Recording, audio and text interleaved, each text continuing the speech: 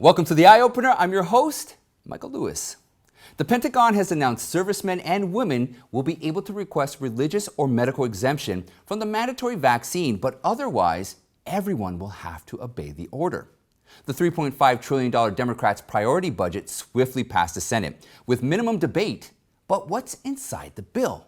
The extradition case of Huaweis CFO Meng has come to the final stage. Ahead of the hearing, the CCP is using 3 Canadian hostages as its bargaining chips to intervene in the legal proceeding. Across America, as public schools become politicized, students and teachers are flooding to private schools. Okay, my friends, let's take a closer look together. A representative from the Pentagon said that members of the military can request an exemption from the soon-to-be mandated COVID-19 vaccine. Pentagon Press Secretary John Kirby said there's a possible religious exemption for many mandatory vaccines, and the department takes freedom of religion and worship seriously. Service members can also apply for medical exemptions, but one cannot object to the mandate just because he or she doesn't want to take the vaccine.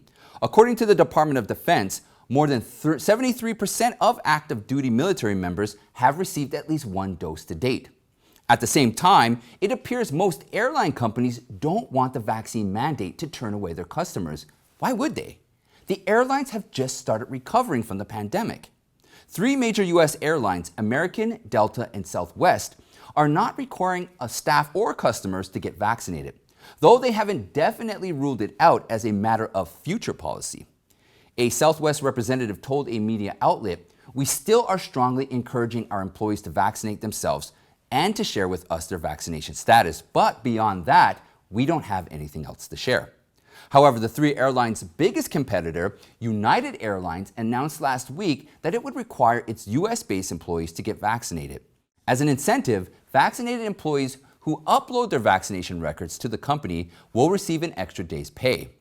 United employees have to be fully vaccinated by October 25th or 5 weeks after the FDA grants full approval, whichever comes first. If they fail to comply with the order except for religious or health reasons, employees face termination. Senate Majority Leader Chuck Schumer publicly released the full text of Senator Bernie Sanders' $3.5 trillion budget proposal yesterday. Just a few hours later, the Senate passed the legislation along party lines. Sanders described the bill as, quote, "the most consequential and comprehensive piece of legislation for working people that the Senate has addressed since Franklin D. Roosevelt." But we know the giant budget proposal is actually the most comprehensive left-wing socialist agenda initiative that would make all Americans dependent on big government. But what's in the bill precisely? Let's take a look. Citizenship for illegal immigrants. Sanders claimed immigration reform is long overdue, and we need a path to citizenship for millions of illegal workers and families in this country. The Judiciary Committee will have up to $107 billion to grant citizenship for illegal migrants. Free childcare and secondary education. The significant portion of the budget, more than $726 billion, is devoted to education. The legislation would provide subsidies to parents for childcare, and childcare workers will be paid higher salaries. Sanders toted the target, and I quote, "No working family in this country should be paying more than 7% for their childcare." Another way to put it, childcare is going to get more expensive, and Americans will rely on the government to pay for it. The bill will also create free pre-kindergarten for 3- and 4-year-olds. Now, let me tell you, Democrats aren't bold enough to make all public universities and colleges free yet, but there will be free 2 years community colleges. Federal housing. $332 billion goes to government subsidies for low-income and affordable housing. This paves the way for Democrats to pass more housing reform laws. Healthcare reforms. The bill will increase healthcare workers' wages. It'll also legislate paid family and sick leave. The Veterans Affairs Committee will have $18 billion to upgrade VA facilities. Aggressive policies to move away from fossil fuels. The budget allocates a total of $265 billion to, quote, "transform the energy system away from fossil fuels in an extremely aggressive way." This money will be spent on research, deployment of alternative energy, and funding regulatory agencies like the Environmental Protection Agency. Democrats are looking to further abolish the fossil fuel industry by providing incentives to businesses to reduce carbon emissions. So the question is, how many American jobs in the oil and gas sector will be at stake because of this aggressive green energy push? Conveniently, they don't say. Tax increase. Democrats will focus on raising taxes on the wealthy and corporations. IRS tax collections will become more aggressive in order not to raise taxes on people making less than $400,000 a year. With the $3.5 trillion price tag by 2031, the deficit would increase by $500 billion and the national debt would reach $45 trillion. Yet Democrats are absolutely passionate about this enormous budget deal. They pushed the House to have its August recess interrupted in order to consider the proposal. Representatives are set to return to session on August 23rd. Democrats may still face a tough battle to pass the final version. Progressives and moderate House Democrats are debating on whether they should consider the budget proposal and the bipartisan infrastructure bill as one package or as two separate bills. Some centrist Democrats in the Senate also have reservations on the figure presented for the budget. Since the measures would eventually return to the Senate for a final vote, the fate of Democrats' dream package is still up in the air. Switching gears to the chief financial officer of China's telecom giant Huaweis Meng, her extradition case has escalated to new heights. The CCP is not holding back on how far it's willing to go in order to bend countries like Canada to its will. Just to give you a refresher, the story began back in December 2018. Meng was arrested by the Canadian police on a U.S. warrant at the Vancouver airport. The CFO is wanted in the United States on charges of bank fraud.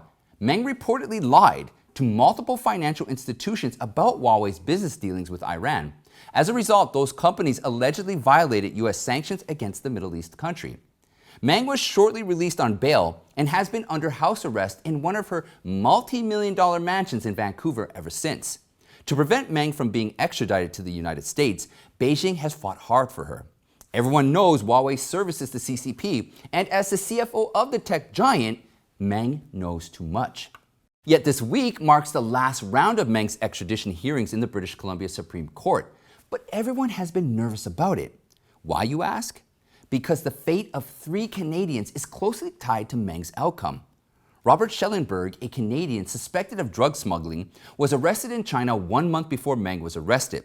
Schellenberg has absolutely nothing to do with Meng, but because of the timing of the 2 cases, Schellenberg became the victim of Beijing's hostage diplomacy. In January 2019, 1 month after Meng's arrest, Beijing changed Schellenberg's 15-year sentence to a death penalty.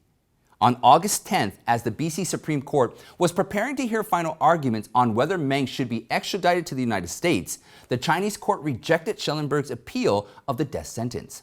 Another 2 Canadians, Michael Spavor and Michael Kovrig, known as the 2 Michaels, have been arbitrarily detained in the Chinese prison since Meng's arrest as the CCP's retaliation. A day after reassuring Schellenberg's death penalty, Spavor was slapped with 11 years in prison for alleged espionage. A resolution for Kovrig hasn't been announced, but certainly the CCP is waiting for the right moment to take action. Although not the first time, the CCP's move still shocked Canadians. The CCP is fine with using a foreigner's life with zero relation to the extradition case to influence a foreign court. Canada's Foreign Affairs Minister Marc Garneau called Schellenberg's death penalty cruel and inhumane. With regard to Spavor's prison sentence, the minister said, "We know that the practice of arbitrary detention with mock sham trials with absolutely no transparency whatsoever and a verdict that is completely unjustified are not acceptable in terms of international rules-based law." Canadian Prime Minister Justin Trudeau said the Chinese court's sentencing of Michael Spavor was absolutely unacceptable and unjust. Canada's ambassador to China, Dominic Barton, visited Spavor after the verdict at the detention center. Barton said Spavor had 3 messages for the outside world. "Thank you all for your support. I am in good spirits, and I want to get home." In the U.S., Secretary of State Antony Blinken also condemned Beijing. He called on the CCP to immediately and unconditionally release the 2 Michaels. Blinken said, "People should never be used as bargaining chips." While the 3 Canadians are in jail under dismal conditions and deprived of fair trial, the Huawei CFO has been held in her luxury-level house arrest in Vancouver. Lawyer Robert Frater for the Canadian Attorney General told the court that no one had a fairer hearing than Meng Wanzhou. The final round of hearings is expected to wrap up by August 20th. The judge will make a decision in the fall on whether or not to extradite Meng to the United States. And next we have the governor of Oregon letting students graduate without necessarily being able to read, write, or do math. And it appears in Indiana, children are leaving the public school system. And a teacher in Virginia who's fed up with wokeism resigns. But before we continue, I just want to say thank you to everyone's continued support. With censorship being extremely inundating, it's more important than ever that every one of you takes the time to share this video so we can keep our friends and family informed with truthful information. You can also help the Eye Opener team with our mission to deliver truthful news by donating to the show or purchasing a mug that matters. You can find the link in the description below, and your support, as always, is greatly appreciated. Salute. Oregon Governor Democrat Kate Brown quietly signed legislation last month that allows high school students to graduate without proving they can read, write, or do math. The new law reads that students may not be required to show proficiency in essential learning skills as a condition of receiving a high school diploma in the next 3 school years. You would think this is an important update for high schoolers in the state, but the governor's office didn't announce the legislation. The new law didn't enter into legislative database for about 2 weeks until July 29th. People who signed up for alerts on action for the bill never received anything. An aide to the governor explained the move is to benefit Oregon's Black, Latino, Latina, Indigenous, Asian, and more groups of students of color. People of color would be greatly insulted by the state, considering them incapable of having essential learning skills. It couldn't be more obvious. The so-called equity push in education is only going to award those who don't work hard. It's never been about race. We have to be clear about this. It's about destroying student ethics in learning. The American education system is already demanding the very minimum of its students. Dropping the bar will damage a student's prospects when he or she enters the real world. The real world values skills, a solid work ethic, and the ability to learn. To help students become successful later in life, an education system should demand more from them. But if public schools in the country are heading in this direction, one can expect more and more parents to pull their children out. It is already happening. According to curriculum developer Tony Kinnett from Indianapolis, thousands of students are leaving public schools for Christian schools, private schools, and homeschooling in Indiana this year. And the public school exodus is happening all across the country. Kinnett said normally smaller Christian schools have a common fluctuation of 5 or 10 in enrollment, but this year the numbers are up by hundreds per school in many cases. Kinnett obtained enrollment data from about 300 private schools in Indiana. 49 of them saw enrollment numbers increase by at least 150% from the previous year. In his report, Kinnett detailed 5 primary factors that have eroded parents' trust in Indiana's public school system. See if you have experienced the same problems in your state. Here they are: poor rigor in education mediocrity, mask and virtual mandates, which vary wildly from district to district, critical race theory principles taught in classrooms, social emotional learning and sexual explicit content, a lack of support for classroom discipline and management. Some school boards have even gone authoritarian, denying the concerns of parents and teachers. Kinnett cited 2 examples in Indiana. A Knightstown superintendent called a school teacher nuts for suggesting students should return to the classroom. Western Wayne schools passed a resolution earlier this year banning parents from speaking at school board meetings unless the topic was pre-approved. And to no one's surprise, not only students but teachers are leaving public schools too. Kinnett said he heard in teacher lounges all over the country, if there's an opening at a certain private or Christian school, they would leave their post in the public school immediately to take it.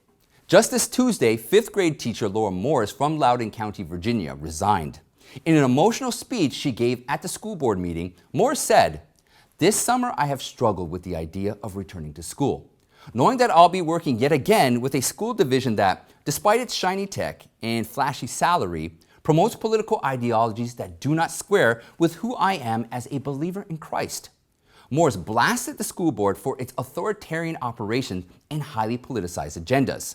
After reading about your lack of consideration for the growing population of concerned citizens in this division, clearly evidenced by this empty room tonight where you shut the doors to the public, as well as the emails sent by the superintendent last year reminding me that a dissenting opinion is not allowed, even to be spoken in my personal life, going so far as to send a form to my colleagues and I encouraging us to fill it out if we hear one another speaking against the controversial policies being promoted by this school board and adopted in this county. Not only that, but within the last year, I was told in one of my so-called equity trainings that white, Christian, able-bodied females currently have the power in our schools, and that, quote, "This has to change."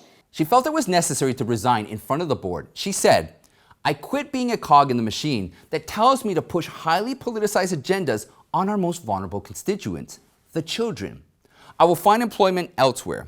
I encourage all parents and staff in the county to flood the private schools." We applaud Morris for going public about her resignation. Many teachers have left public schools quietly, but Morris chose to send her message to all parents and students. Americans need to hear this message. And that's it for today, my friends. Check out this playlist right here for more eye-opening content. You can join me in the Eye Opener Telegram chat room and follow me on Newmaker, Gab, Parler, and Getter. Now, don't forget, please sign up to the email list so that we can stay in touch. I'd like to thank you all, and I'll see you next time.